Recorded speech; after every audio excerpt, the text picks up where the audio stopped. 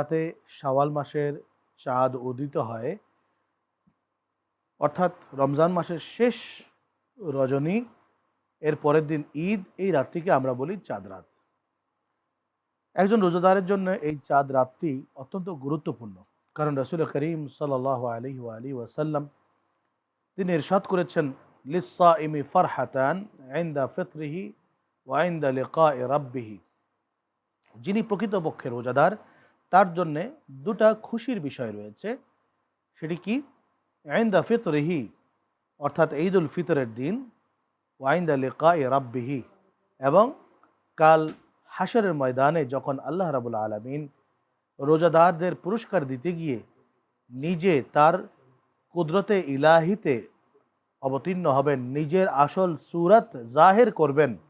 সেই আসল সূরত জাহির হওয়া দেখে সমস্ত রোজাদাররা কিংকর্তব্য বিমূঢ় হয়ে হাজার হাজার বছর আল্লাহ রাব্বুল আলামিনের দিকে তাকিয়ে থাকবে। সেই যে মুহূর্তটা রাসূল আকরাম সাল্লাল্লাহু আলাইহি ওয়াসাল্লাম বলেছেন, এটা হচ্ছে রোজাদারের জন্য সবচাইতে বড় পুরস্কার। তো চাঁদ রাত একজন মুমিন ব্যক্তি, একজন রোজাদারের জন্য কেন গুরুত্বপূর্ণ? কারণ রাসূল আকরাম সাল্লাল্লাহু আলাইহি ওয়াসাল্লাম তিনি ইরশাদ করেছেন, যেই রজনীগুলোতে মোনাজাত কবুল হয়, দোয়া কবুল হয়, তার ভিতরে অন্যতম রজনী হচ্ছে চাঁদ রাতের রজনী, অর্থাৎ শাওয়াল মাসের 1 তারিখ দিবাগত যে রাত, সেই রাতটি হচ্ছে দোয়া কবুলের রাত। কিন্তু আমরা কি করি? আমরা সেই রাতটিকে হেলায় ফেলায় কাটাই। রোজা চলে গিয়েছে, সেই খুশিতে সেই রাতটিকে আমরা এমনভাবে উদযাপন করি, কেমন যেন আমাদের ভেতর থেকে একটা গজব দূর হয়েছে, এরকম একটা মনোভাব আমাদের মধ্যে থাকে। অথচ উচিত হওয়া ছিল এর উল্টো, যে সারাটা রমজান মাস আল্লাহ রাব্বুল আলামিনের যেই রহমত, মাগফিরাত, নাজাতের মাসে যেই অপার শান্তিতে আমরা ছিলাম, সেই শান্তি আমাদের মধ্য থেকে বিদায় নিচ্ছে। এমন তো হতে পারে যে আগামী রমজানে হয়তো আমি থাকবো না, কিংবা আমার কোনো বন্ধু থাকবেন না, আমার কোনো ভাই থাকবেন না, আজকে সেই আগামী রমজানে বেঁচে থাকবেন না, তিনি চলে যেতে পারেন। এই যে চিন্তাভাবনা যদি কারো মাথার ভিতরে থাকতো, তিনি এই চাঁদ রাতটিকে রোনাজারি, কান্নাকাটি, আল্লাহ রাব্বুল আলামিনের দরবারে সেজদা, নামাজে দাঁড়িয়ে দোয়া মোনাজাতে তিনি কাটাতেন। আসলে তো নিয়ম হওয়া উচিত ছিল তাই, যিনি সত্যিকার অর্থে রোজা রেখেছেন। সুতরাং আসুন, আজকের যদি চাঁদ ওঠে, তবে আজকেই সেই চাঁদ রাত, আজকে আমরা আল্লাহ রাব্বুল আলামিনের কাছে সেই উপলক্ষে মোনাজাত করব। আল্লাহুম্মা আমিন। রব্বুল আলামিন, মাবুদ মাওলানা কারীম, দয়া করে মাওলা গো, তুমি আমাদেরকে পুরাটা রমজান সুন্দর করে রোজা রাখার তৌফিক দান করেছো। রব্বুল আলামিন, ইফতারের ব্যবস্থা করেছো, সাহরির ব্যবস্থা করেছো।